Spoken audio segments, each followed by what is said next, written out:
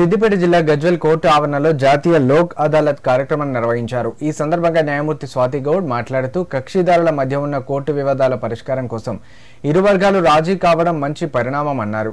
ఆస్తి తగాదాలు, check bounce, భూ వివాదాలు ఇలాంటి దీర్ఘకాలిక కేసులపై ఎక్కువ దృష్టి పెట్టి రాజీ కుదర్చడం కోసం మండల న్యాయ సలహా కేంద్రం ఏర్పాటు చేయడం జరిగిందని ఆమె తెలిపారు.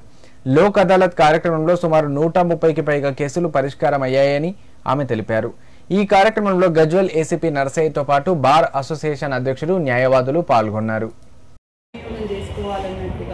మనకి సుప్రీం కోర్టు గైడ్లైన్స్ ఆదేశానుసారంగా ఇది డిస్ట్రిక్ట్ కోర్ట్ ఆధ్వర్యం నుండి, డిఎల్ఎస్ఏ ఆధ్వర్యం నుండి మండల్ లీగల్ సర్వీసెస్ కమిటీ త్రూగా మన గజ్వేల్ కోర్టు ప్రాంగణంలో అంటే క్షణికావేశంలో పెట్టుకున్న ఎలాంటి కేసెస్ అయినా అంటే అన్నదమ్ముల మధ్యలో కానీ, భార్యాభర్తల గొడవలు కానీ, భూతగాదాలు కానీ, మళ్ళీ ఈ బ్యాంక్ కేసెస్కి సంబంధించినవి, రైతులకు రుణమాఫీ, ఈ డ్రంక్ అండ్ డ్రైవ్ ఏవన్నీ వాళ్ళని పరిష్కరించుకోవడానికి సరైన అవకాశం దీన్ని అందరూ వినియోగించుకోవాలని కోరుకుంటున్నాను.